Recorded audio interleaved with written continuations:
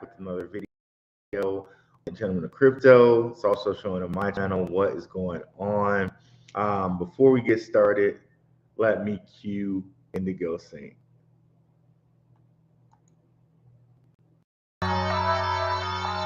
Let's get it. Indigo Saint in the building. Blackrue investing. Let's go. Who's this producer? Best believe it was Blackrue investing. With your money, you ain't gotta be guessing. Profits is what we manifest. So we binge on our Blackrue investing. Best believe it was Blackrue investing. Got course in this race, we ain't resting. We got stocks, we got crypto with a blessing. Just thank God for that Blackrue investing. Best believe it was Blackrue investing. What is up? I finally got that intro working properly. So let's get over here to the live so I can see who's in the house today. By the way, happy holidays to you guys.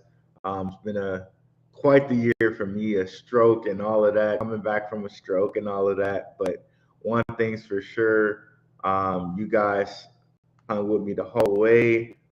My channel's seen a lot of growth this year, and a lot of that has to do with the crypto warriors here at Gentlemen of Crypto. So thank you guys from the bottom of my heart, and I really hope you guys have a really great holiday with your family. And just know that, you know, this year, we're going to have a real good year this year. So thanks for supporting me. Thanks for supporting the Gentlemen of Crypto, and we're gonna ring in this year real right.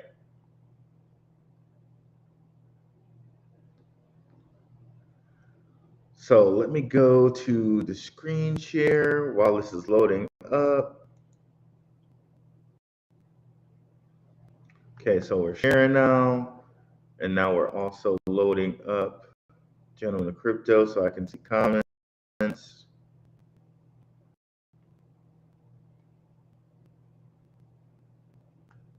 Wrong one here. It's taking a little while, a little slow today. What is up, DT from London? What is up, and Carino Lara? Hope I said that correctly. Let's give it a second here because I want to mute it because I know it's going to be loud and echo.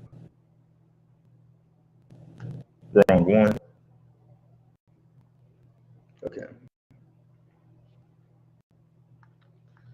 So I just wanted to review this article because when I saw this news, it was absolutely ridiculous to me. 23 predictions or blockchain predictions for 2023. And basically in this news, they called Cardano a ghost chain or zombies chain, excuse me. So I just want to vet it a little bit. So even before we get into the news here, and of course, guys, if you have any questions, we'll have time for those at the end. The person who's writing this Coindesk article is Andrew Keys of Dharma Capital.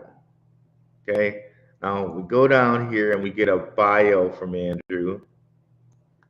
Venture capitalist and managing partner of Dharma Capital, a commodity futures trading commission, registered commodity pool operator, commodities trading advisor focused on quantitative systematic alpha and Web3 protocols. Now here's the important part. Prior to Dharma Capital, he was global head of business development for Consensus. Now, who is Consensus? Pulled up a little article here as it loads. Let me just make sure everything's good. Y'all can hear me all right. Oh, I think y'all can because I saw you said happy holidays. Okay, perfect. So we're gonna load up a little article here. Where is it? Okay, this article here. Consensus lawsuit reveals JP Morgan owns critical Ethereum infrastructure. So this is from March 3rd, 2022. Basically kind of points out that JP Morgan just secretly got a whole stake in Consensus, like the people who basically run and build Ethereum. So basically, JP Morgan runs Ethereum. They are the ones who build it. So understand when we're hearing from this guy, we're hearing from a guy who is financially motivated to say Ethereum's the best thing around. And what's a big competitor for Ethereum? Cardano. Also understand he's going to use a lot of different communication tactics um, in this article that kind of like it's kind of a misdirection tactic, and it's a tactic where you define an egregore. The word egregore, it means a lot of things, but basically it uses something that is a common image for most people of this era, and it evokes a certain feeling or a certain image. So if I like compared something to Enron, you would be like, oh my gosh, okay, Enron collapsed. Like now I know, okay, this thing is like Enron. And they do that with the FTX thing, even though it's a lot more stuff to FTX than just an Enron collapse. There was stuff on the inside with the DIMS, with the SEC, but all they have to do is invoke Enron and you think something different, right? So he does a lot of those communication tactics in this article, which we're going to get into here. So let's get into what he says. So let's go over the Ethereum stuff first, and then skip down to the Cardano stuff, and then go into the stuff he says about Bitcoin. Yes, he even talks about Bitcoin in here. So first of all, he starts with Ethereum momentum. Again, remember, he was global head of business for Consensus. We look back at and keep in mind too, and he's going to talk about Sam Bankman-Fried. Keep in mind, Sam Bankman-Fried held Ethereum. He did not hold Litecoin and Bitcoin because he couldn't control them. He did not list Cardano. So none of the stuff that he could control, he never listed. He didn't list Cardano. He never held Bitcoin and Litecoin. So we look back at 2022 in 10 years. The real news wasn't the idiocracy of Sam Bankman-Fried and Celsius Network. And Celsius, well, you could say that Celsius kind of over leveraged themselves, but also Celsius kind of had some contagion from Sam Bankman-Fried and Terra Luna. So Celsius, in my mind, is more of a casualty of this, but he lumps them together. It was that Ethereum shipped proof of stake and continues to be the most. Okay, I'm sorry, I didn't read that. The real news wasn't the idiocracy of Sam Bankman-Fried and the Celsius network. It was that Ethereum shipped proof of stake and continues to be the most ubiquitous layer. A series of protocol level developments has created a vortex of innovation, development, users, and capital. So right away, he's saying the whole Ethereum proof of stake was the kind of the best thing that happened.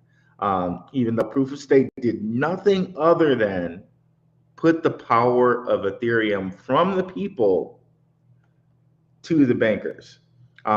This whole thing about energy and all of that, it's a fallacy, in my opinion. In Ethereum, we are witnessing the evolution of substrate of humanity's social, economic, and political operating system. It's yuck. So Next Ethereum upgrade after the merge is Shanghai, planned for the second quarter of 2023. Along with many upgrades, Shanghai will enable withdrawals of Ether stakes, which have been locked in deposit contracts since staking was enabled in 2022. The ability to unstake Ethereum could increase the amount of staked ETH as stakers who were uneasy with the idea of locking funds come aboard.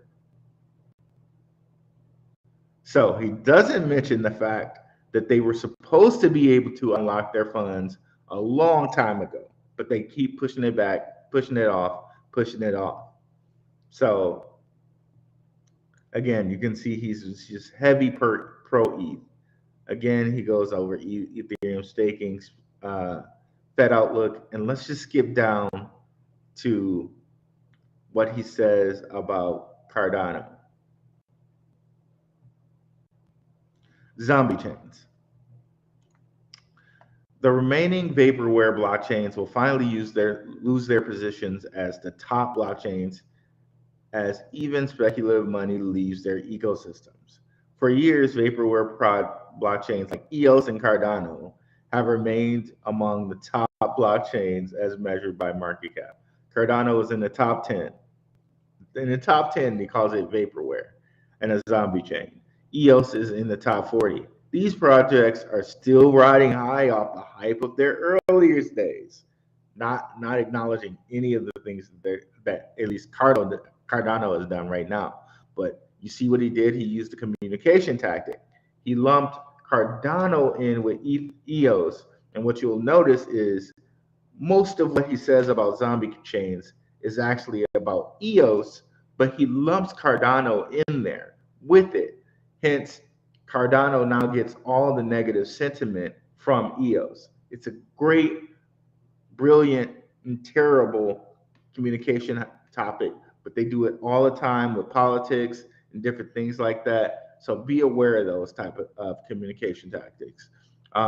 These projects are still riding high. These projects, off their earliest days, having undergone almost no ecosystem development, even though Cardano's done contracts, developed NFTs, all of this stuff.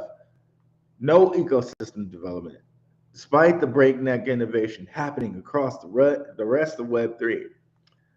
In the current depth of the bear market, Ethereum is maintaining roughly 1 billion in volume every 24 hours. Compare that to Cardano's 1 million and EOS's 100 million. So again, another communication tactic comparing Cardano and Ethereum. And then anyways, so let's continue.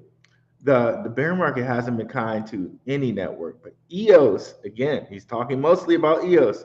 EOS had the unique standing of being responsible for the greatest value destruction based on the original fundraising against current value at 4.2 billion loss.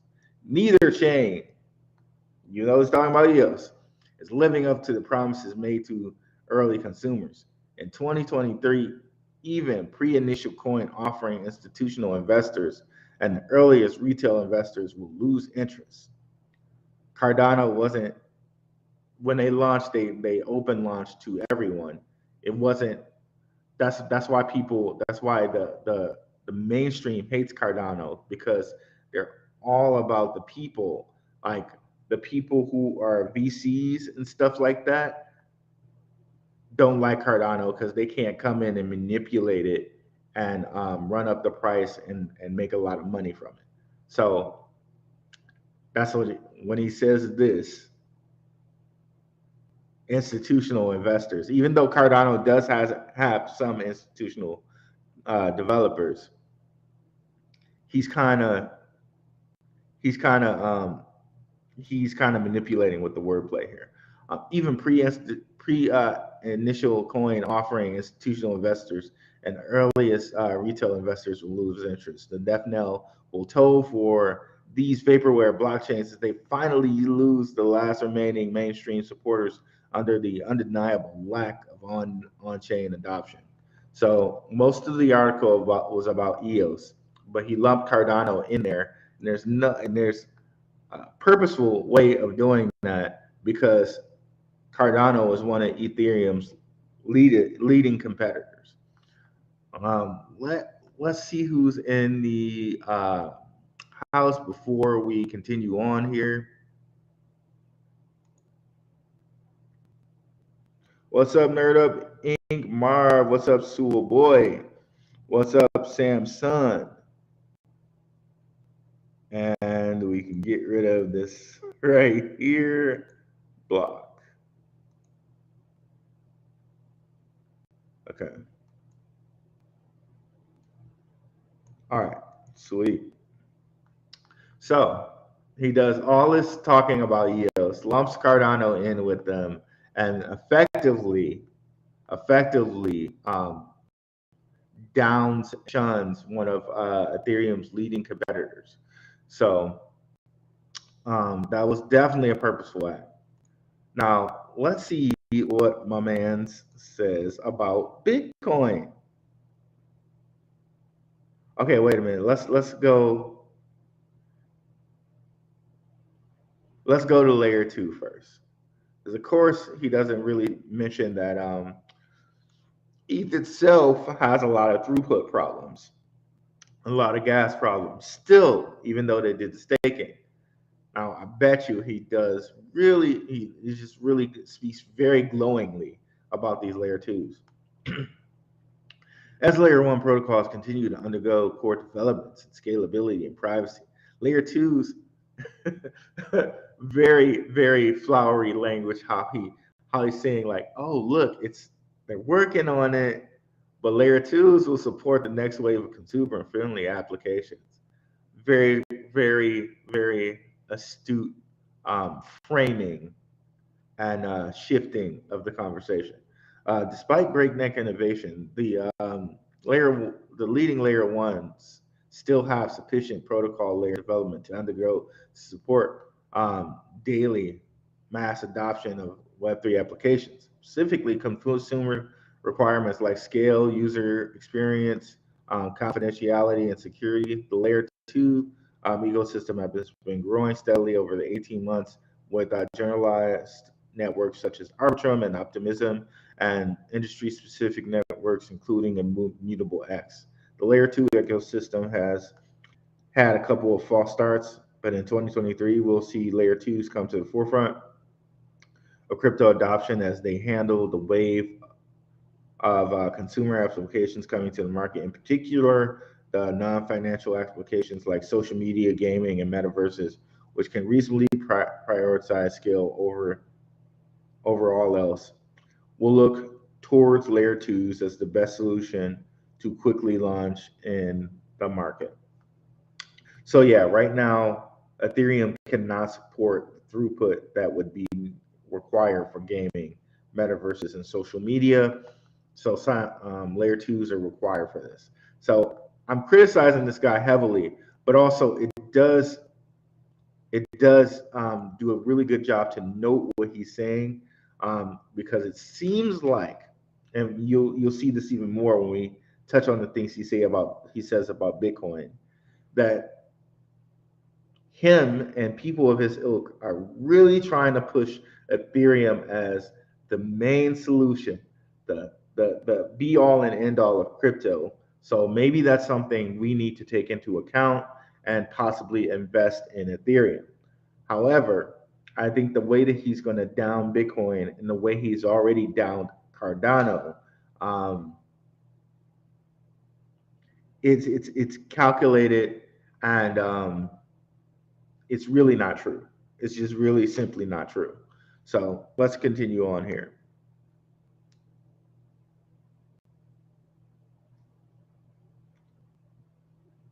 Okay, and he also said something about Filecoin and Cosmos, which we'll get into. But let's listen to what he says about Bitcoin, since gentlemen are mostly kind of Bitcoin maxis, if you will. Okay. Bitcoin slides. Okay, here we go. Bitcoin will face headwinds, continue to lose market share, and will not lead the next bull market. Okay, according to this guy. Bitcoin will continue falling behind in the market as it succumbs to prevailing headwinds, primarily pet rock syndrome. Pet rock syndrome. More on that later.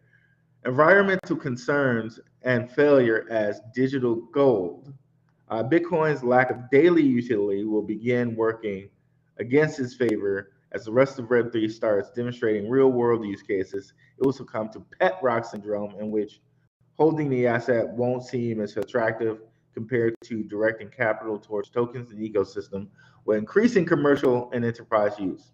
So, no talk of Jack Mallers and Strike and the things that they're doing. No talk of Lolly. No talk of the Lightning Network.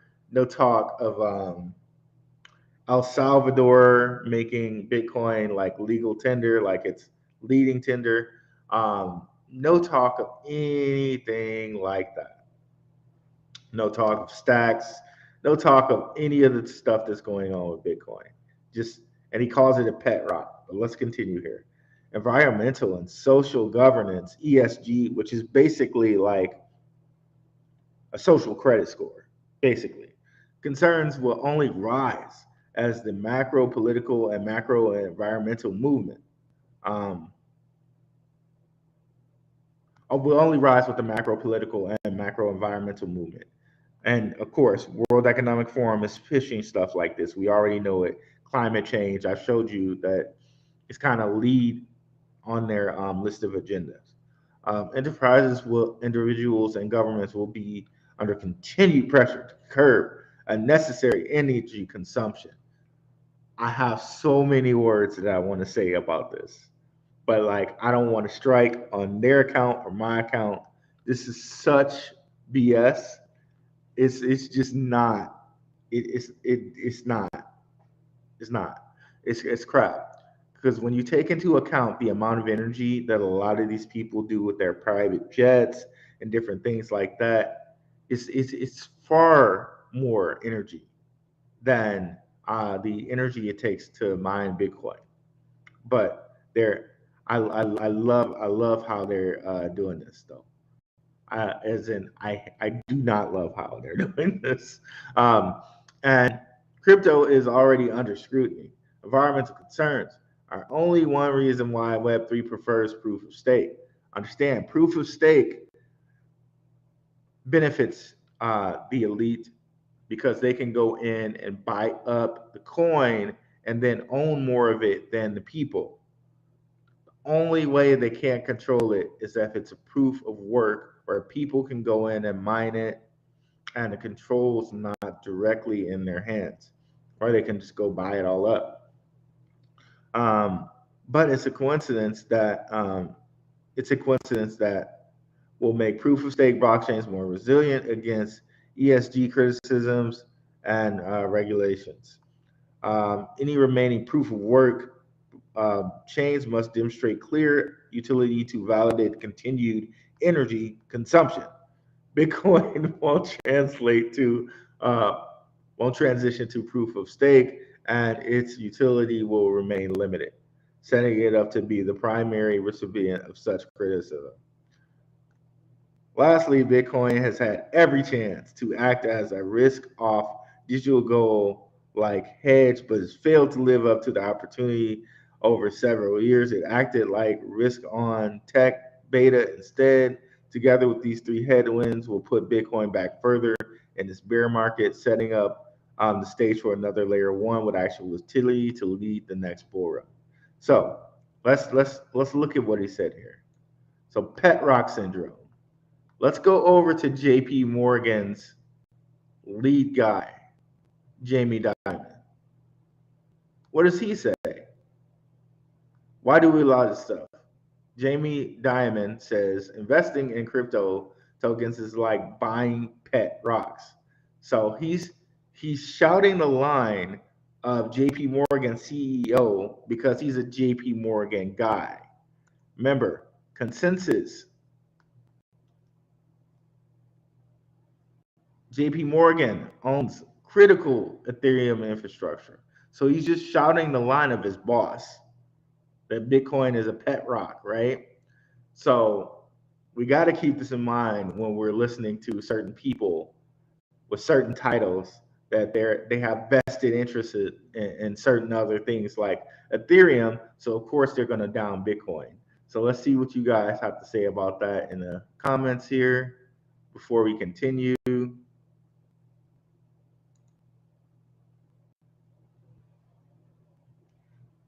Good morning, Synapse Nervosa.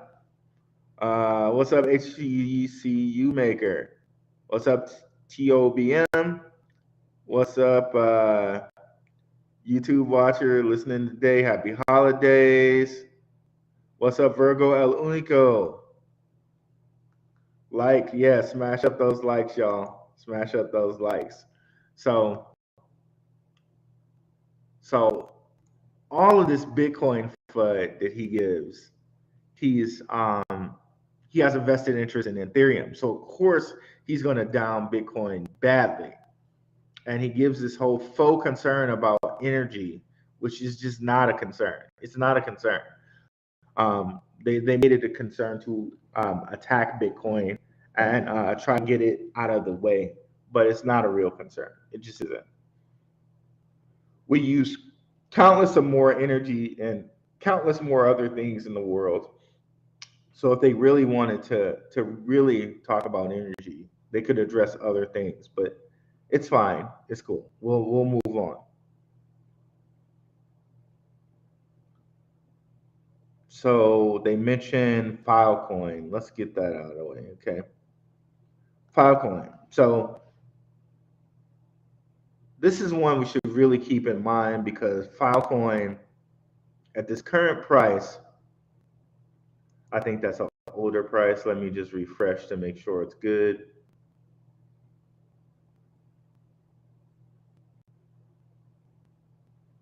Sitting here at under $3, just barely under $3. And it was as high as $180 during the bull run. So that's like a 60x, y'all.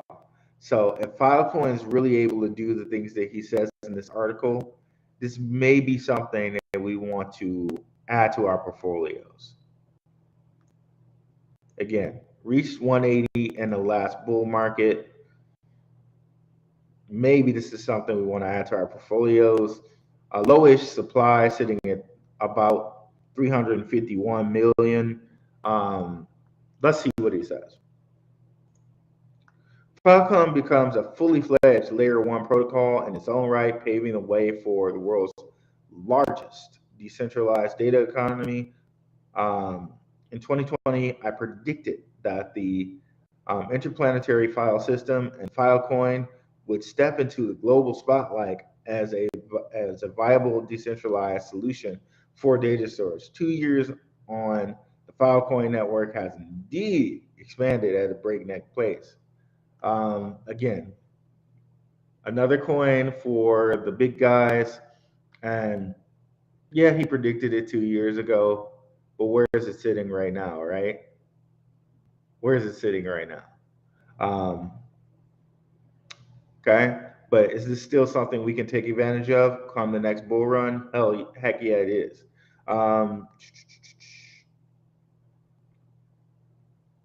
Is now the largest decentralized storage network on Earth. More than 4,000 storage providers contribute negative 16 exabyte,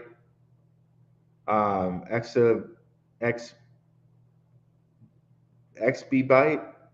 I'm not sure of that storage capacity unit of storage. Maybe you guys know it, but of storage capacity. Client data stored on the network is up 15 times year to date. That's enough to store the entire Internet Archive 275 times over. That said, to be competitive with the centralized cloud, Filecoin will need to grow more than 10 times from here. Still a long way to go, but a credible path. The vision that Filecoin has always been larger than storage. The project's community has a steadfast commitment to the mammoth ambition of building the decentralized infrastructure required to enable programmable storage via smart contracts, retrieval, and large-scale computation of data. In other words, Filecoin is enabling open services for data. The protocol is releasing smart contracts in Q1 of 2023. That's something to note. Through Filecoin Virtual Machine, a critical on-chain upgrade, which will allow it to come into its own as a fully fledged layer one protocol. The FVM will enhance the sophistication of Filecoin's storage services while unlocking a whole new universe of use cases for the Web3 space. To date, other layer one smart contracts are focused on a few use cases: decentralized finance, NFTs, gaming, and so on. What makes smart contracts on a Filecoin unique is the ability to pair these Web3 offerings with real world services like storage and compute provided by an open market. I would expect that Web3 space to eagerly anticipate the coming of age of Filecoin and explore building natively on this protocol next year. Now, the things he says about Filecoin are very intriguing. So what a lot of people have to deal with right now is that they're storing on a centralized place like Google Cloud, Amazon Web Services, or Microsoft Azure, right? Or the third place one, what is it? Alibaba Cloud Storage, which just went through something not too long ago that messed some program up, some blockchain up. I can't remember which one. I think it's Huobi or something like that. I don't know how to say them right. Huobi. So to have now decentralized storage and to have it via its own layer one, that's very intriguing. So instead of having to use Amazon Web Services or another one of these type centralized storage systems, you can develop on their layer one and directly use their decentralized storage. That's very intriguing, and that makes me bullish on them coming up here in the next year. So that stuff that is critical, and that makes me heavily bullish on Filecoin. And I know from their LinkedIn, or not LinkedIn, but Twitter, they were looking for people to develop on their blockchain already. So that's very interesting.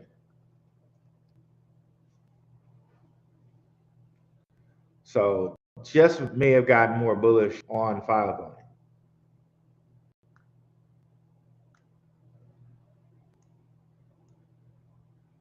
If we scroll down here,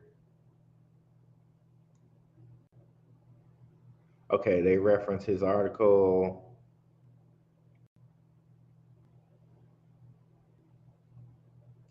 Well, it's in here somewhere. Okay, there we go. Are you building on a Filecoin and ready to take your project to the next level? So they already have an accelerator and they're trying to entice people to come build on their layer one. So that in itself is very interesting. Let me see what you guys have to say about it over here.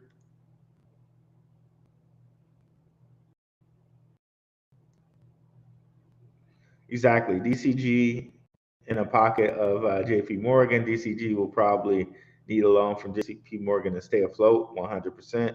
If Bitcoin is such a waste, why are so many banks and governments and entities buying them like hotcakes? 100%, brother, 100%. They publicly denounced shame talk on Bitcoin to buy it on a low. By the time the price is too high for retail folks, they'll sell it to us as a premium, at a premium, 100%. Two of the biggest holders of Bitcoin are the U.S. government and the Chinese government, by the way. So let's just put that out there too. The American government, even though they sold some of it, they're still sitting on a huge cache of Bitcoin from Silk Road that they seized. And they seized Bitcoin like they continue to seize Bitcoin from folks throughout the year. So the U.S. government is sitting on a huge ton of Bitcoin. By the time the price is too high for retail folks, they'll sell it to us as a premium. The lesson is buy Bitcoin now while price is still reachable. I agree with you on that, because after the next halving, good luck. Exactly. Arweave is another like Filecoin, like crypto. Yep, it is.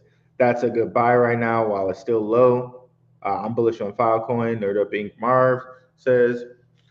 So yeah, this seems like Filecoin, if they're developing layer one, they just became a lot more bullish to me. Arweave, they say that they have permanent storage, and we went over that I think last week, or it was either last week or yesterday.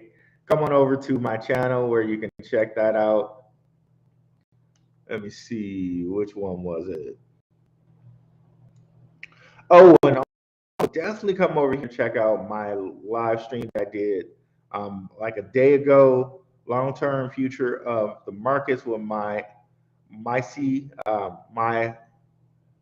don't know how you say it. I thought it was my C because he says my comedy network crypto, but it may be different from that. But anyways, my guy Dion over here at my C network crypto, come over here and check him out. Everybody loved the live. It's normally I get about 100 or so folks, 225 right now. So yeah, go over there and check it out. Everybody loved it. But we have, where did we do DeFi bargains? Okay.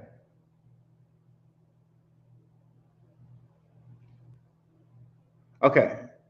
I think we did it. I can't remember which way we did it. Okay, another bargain sector. Okay, we did it right here actually.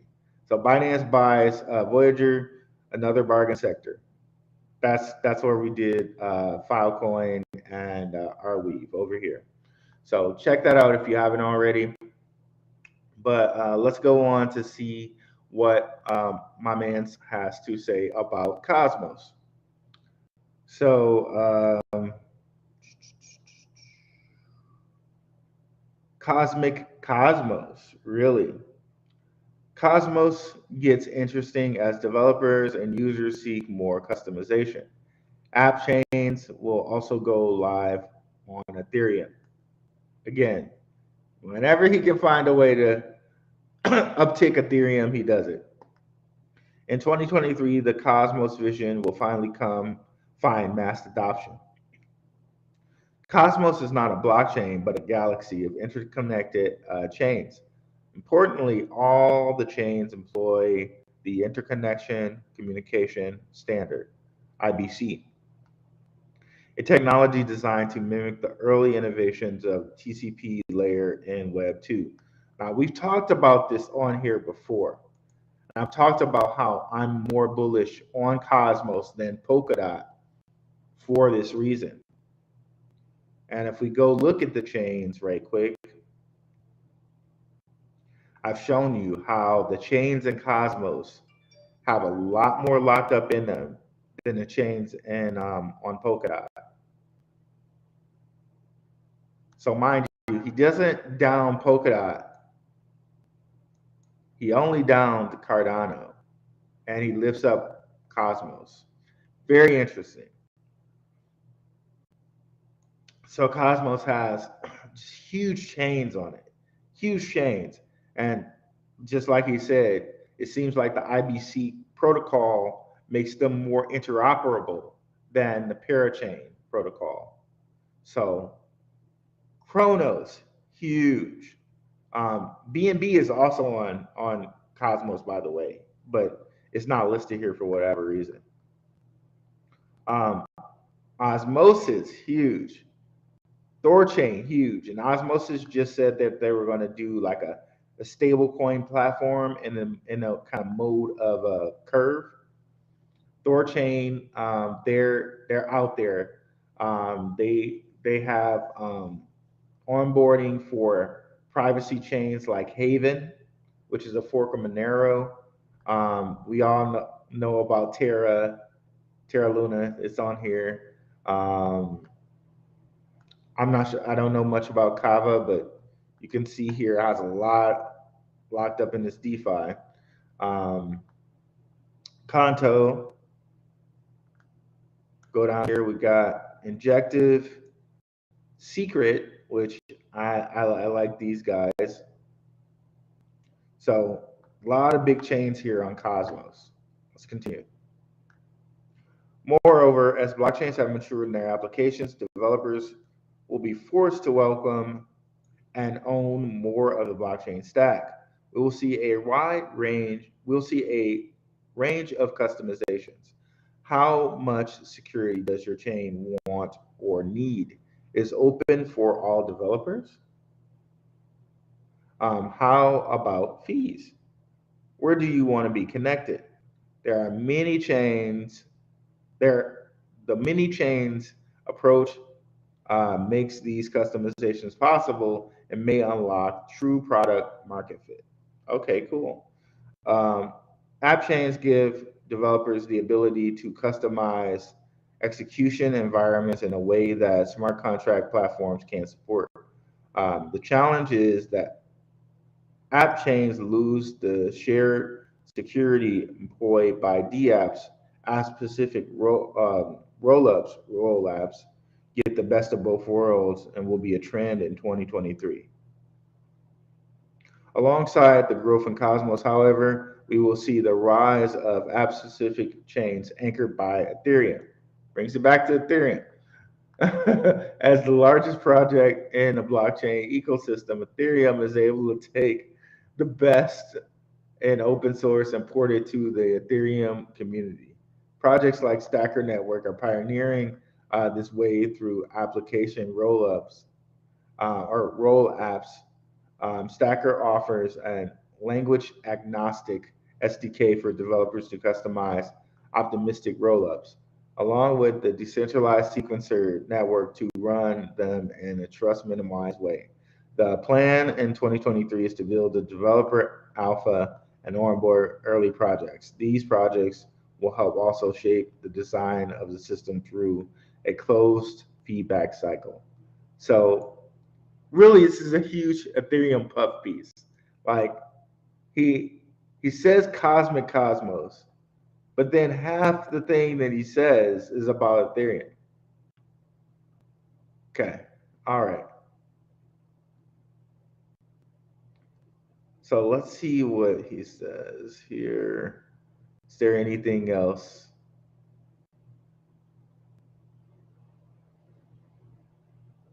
Enterprise Ethereum. That might be pretty. Okay. The great decoupling will accelerate paving the way for stronger enterprise adoption of Ethereum. In 2023, we will see the great decoupling and the subsequent acceleration of enterprise adoption of Ethereum, as explained by Paul Brody. The great decoupling is when the value proposition of Ethereum as a computing platform for enterprises finally gets separated from the focus of the price of Ethereum and the financial speculation. The focus on Ethereum's enterprise utility will unlock greater enterprise innovation. So Ethereum is now, it definitely doesn't have the throughput for enterprise operations. It just doesn't have it. It doesn't have the speed, doesn't have the throughput, and the whole gas issue. It does not fit enterprise at all right now. You got projects like Horizon, which we went over. Definitely come over and check out that video. They're specifically, and it's under the videos section because I didn't do it live. They're specifically looking to tackle enterprise. They got the speed and the throughput to do it. You'll hear from their CEO on there.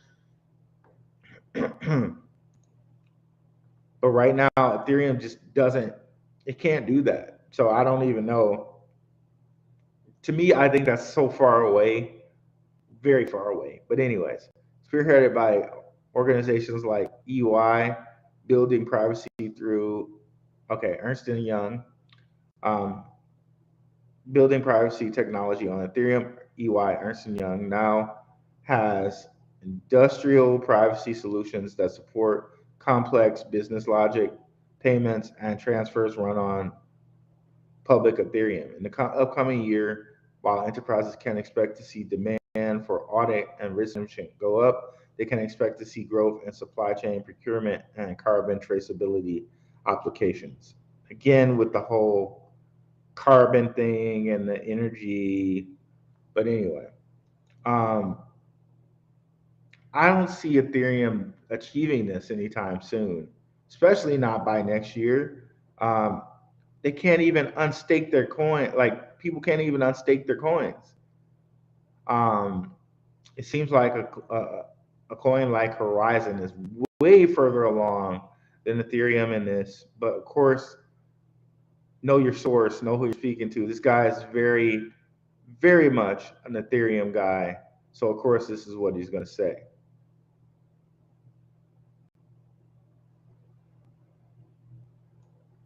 Okay, let's see here. The world will understand the difference between CeFi and DeFi.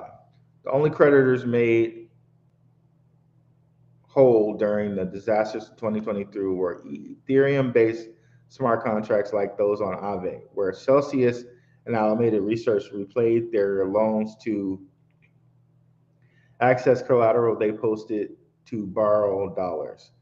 Smart contracts didn't need to retain Kirkland and Ellis or John Ray for their reorganization. There was no negotiation, and the technology worked transparently without fail as intended. For DeFi, not for CeFi. But moving on, and shout out to Crypto and Down, my guy, my guys Asher L and my guy JJ Wentworth. JJ Wentworth did a real good talk about this on the Gentleman of Crypto when FTX was first breaking down. He was like, "Look, the ones that failed were CeFi, Celsius, and FTX and Voyager. Those were all CeFis. DeFi has worked fine." So shout out to JJ Wentworth for that. And definitely check out his show.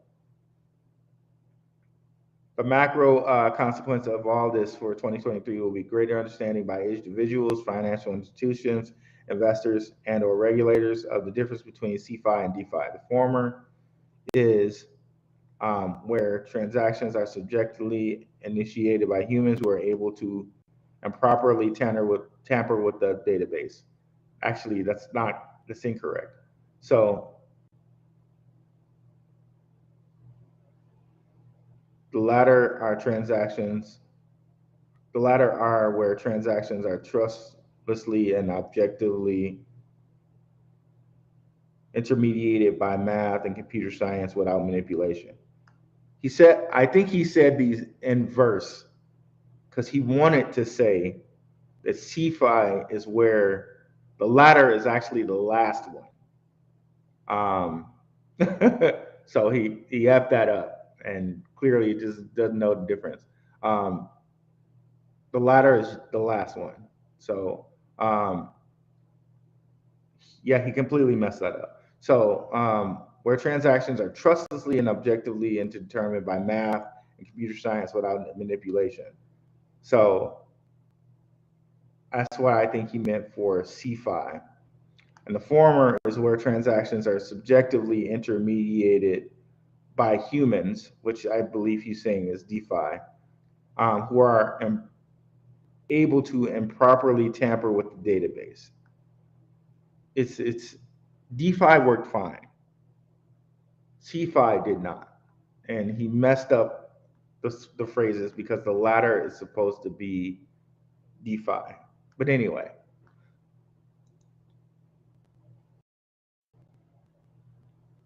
the home base for most, if not ultimately all altcoins. It's unsurprising that ETH would be mentioned in numerous articles alongside other altcoins. Well, let's talk about that, Virgo Alunico. He's talking about altcoins that have a World Economic Forum or a elite or business angle to them.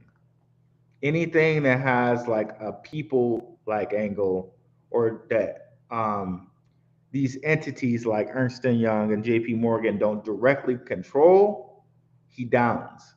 Like he downed Cardano, He downed Bitcoin. There's no mention of Litecoin here that I've seen. So anything that they can't directly control, he downs. But anything that may seem like they have a hand in it, and there's some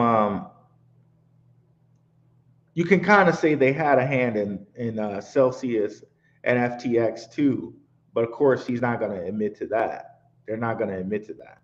Um, but of course, um, there's a possibility that some of these parties may have had some hand in FTX.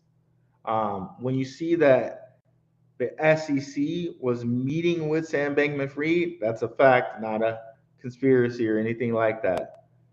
To me, it says some higher powers, some elitist people were working with him. The fact that he had like the license to do derivatives trading, you're supposed to get audited in order to get that license. Seems to me he had some people that just moved some things over for him, because any audit should have really proved all the things that he was doing. But of course, didn't seem like he got audited.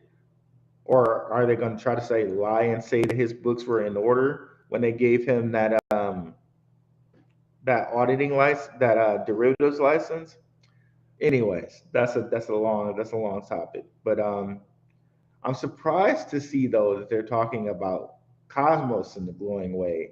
I didn't know that Cosmos was actually, that they kind of bent the knee like that. Because if you listen to Daquan, their founder, he seems like he's counterculture. He'll point out things that are like quote unquote conspiracy. I don't have a problem with that word, but again, the whole term conspiracy theory was created so that people would not look into the whole JFK thing. So just understand that.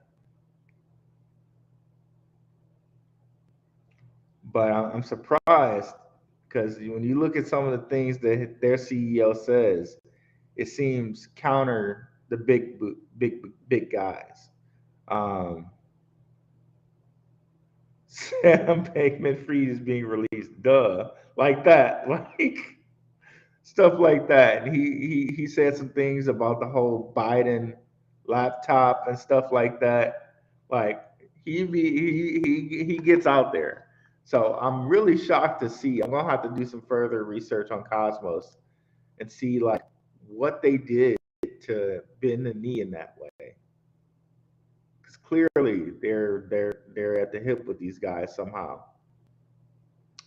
Oh, this seems like something good to read.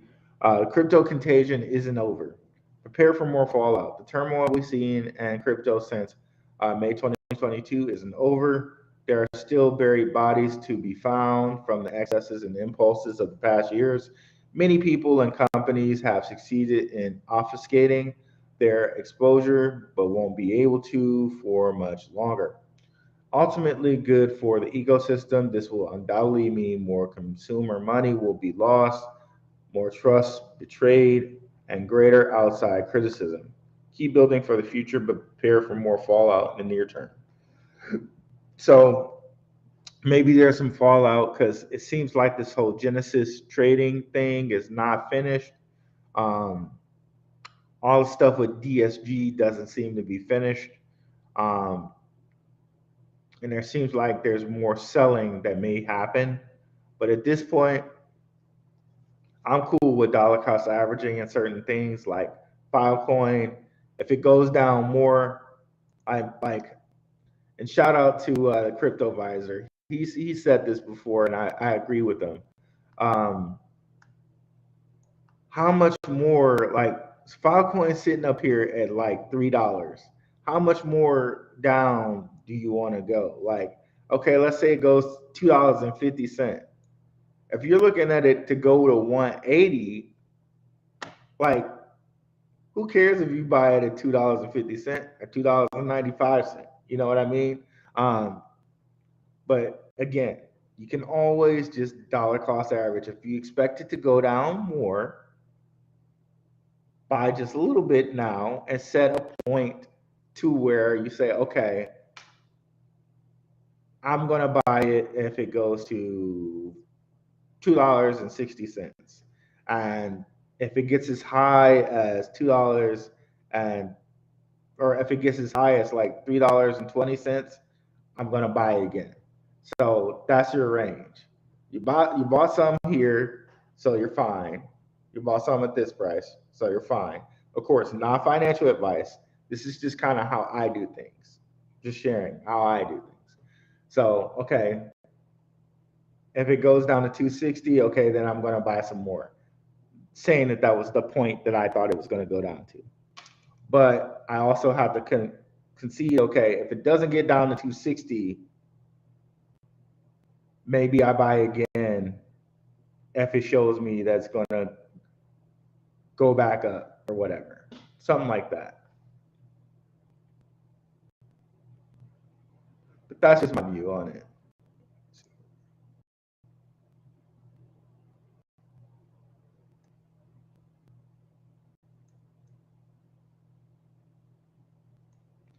So let's see, guys. Do we have any questions out there? Because we've gone our hour. I'm gonna stick for like at least 5 more minutes to see if there are any questions out there. And I think we covered everything we wanted to cover in this article. So according to this guy, the decantation's not over, and definitely see that as quite a possibility. Core's Bitcoin miner, it declared bankruptcy because Celsius owed it some money, by the way. So Core's filing for bankruptcy is part of this whole contagion. Now, do we see something happen with Grayscale? Do we see something happen with BCG? That remains to be seen, but it's quite a possibility.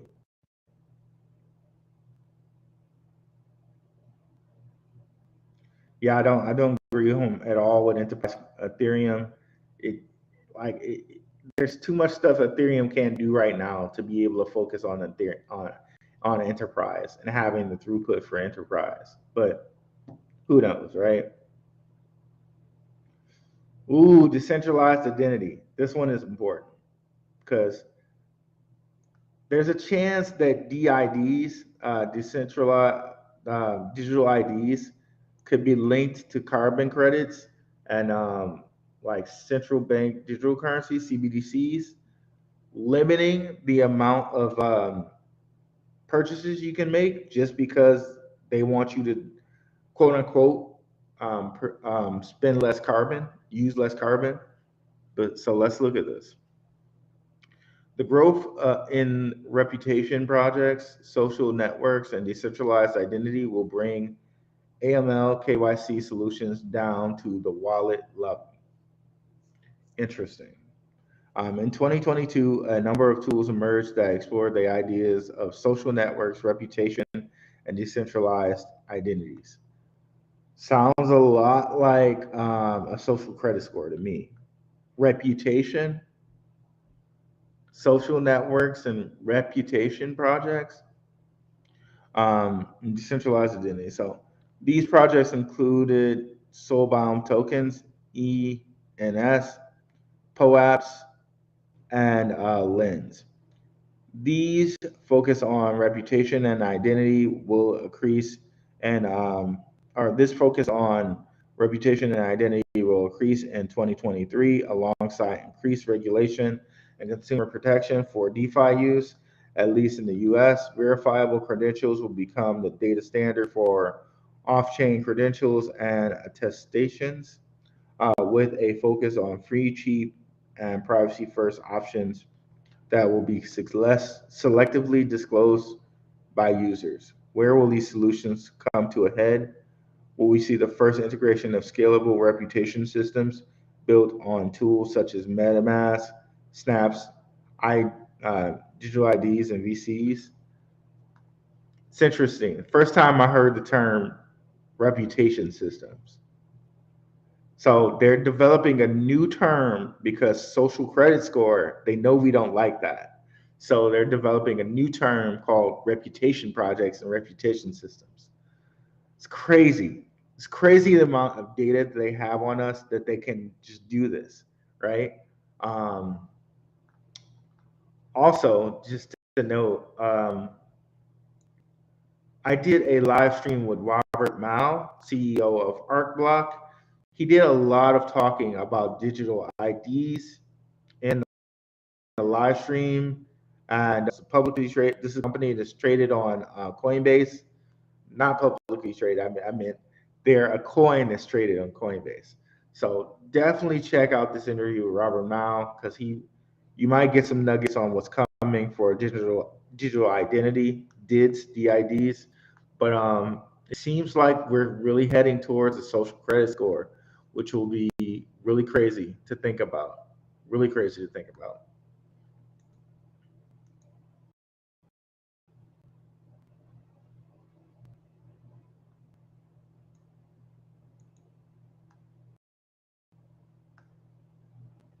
So I don't see any extra comments over here. So, or any questions. So I think that's all we got for today, guys. Be on the lookout. I will have a panel with Bird Dog and Dion from MyC Network Crypto. Thank you guys so much for coming out. Have a happy holidays. Thank you guys so much for watching. Have a good one. Peace.